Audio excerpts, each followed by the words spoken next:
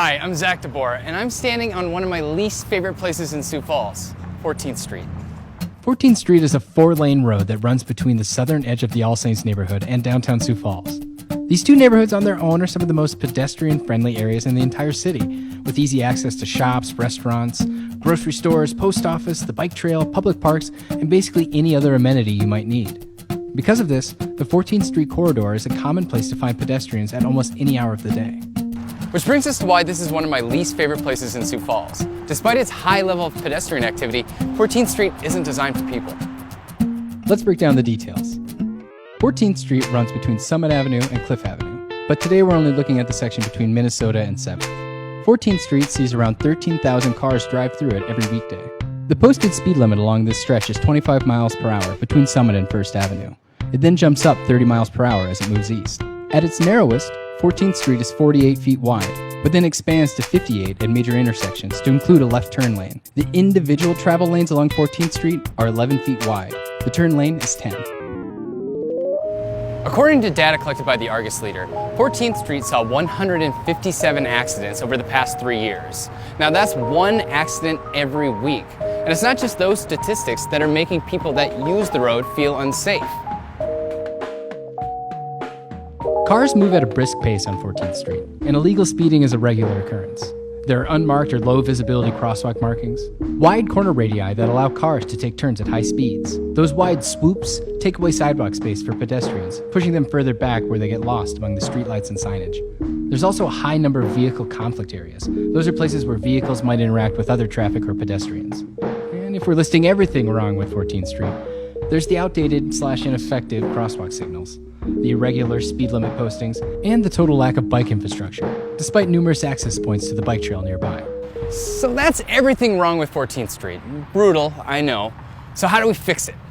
Well, let's look at our goals. Number 1, create a safer environment for pedestrians and automobiles. Number 2, slow down illegally speeding vehicles.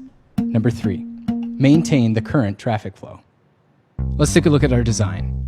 One of the biggest issues with 14th Street is the width of the road. First thing we should do is restripe all the lanes to 10 feet instead of 11. Narrowing the lanes is a proven method to reduce illegal speeding. Next, let's address those big swoopy corners and make them smaller. We'll also add bump outs at those major intersections that give pedestrians higher visibility. Adding traditional zebra stripe crosswalks at every intersection between Minnesota and 7th Avenue will also make cars more aware of potential pedestrian crossings. Despite the extra 4 feet we just gained from making our lanes more narrow, the street is still overbuilt. This road needs a full-on road diet. Removing a travel lane on both sides of the street and adding a dedicated turning lane will create a safer environment for pedestrians and automobiles. By removing the extra travel lanes, we remove the ability for cars to jockey for position back and forth between each other. It also removes the ability for sudden stops to happen for people turning left. It also allows traffic to continue moving forward without having to wait for people. So now we have 14 feet of road that we can use for something more productive. There are plenty of options we could consider, but I always feel that boulevards and street trees are the best use of that space. They protect the pedestrian, provide shade, they absorb car fumes, and they collect water runoff instead of it being sent straight down the sewer or into the river, which I'm sure we can all agree we could use some more of. Now that sounds crazy, right? Surely we can't fit the same amount of cars without having the same amount of lanes. We'll have traffic backed up for miles. Well, tell that to these 23 cities, who've all converted 4-lane roads into 3 and actually saw a slight increase in the number of cars using the streets each day. Now this has been credited to the fact that 3-lane roads are a more effective method of moving traffic through a space. But we don't have to look to another city to find an example of a 3-lane road design that moves that many cars through it each day. Welcome to 26th Street, one of the many 3-lane roads in Sioux Falls that sees between 10,000 and 15,000 cars annually. 14th Street and 26th have a lot of similarities, including running alongside a beautiful public park like this one. They also have nearly identical traffic counts. So knowing that, which road would you rather walk on? This one or this one?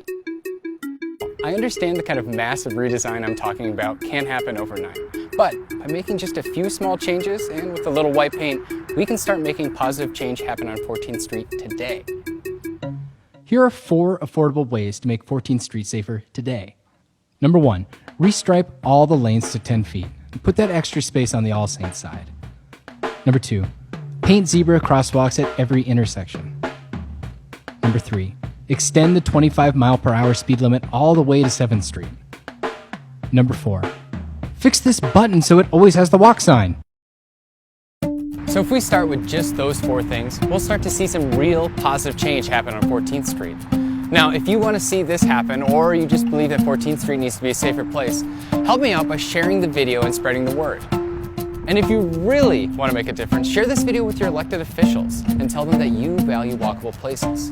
Making Sioux Falls a more walkable city can't happen overnight. It's going to take a complete culture shift, and that can only happen when your voices are heard. And finally, I hope this isn't my last video like this. If you know a part of town that needs our attention, comment below and maybe we'll cover it in a future video.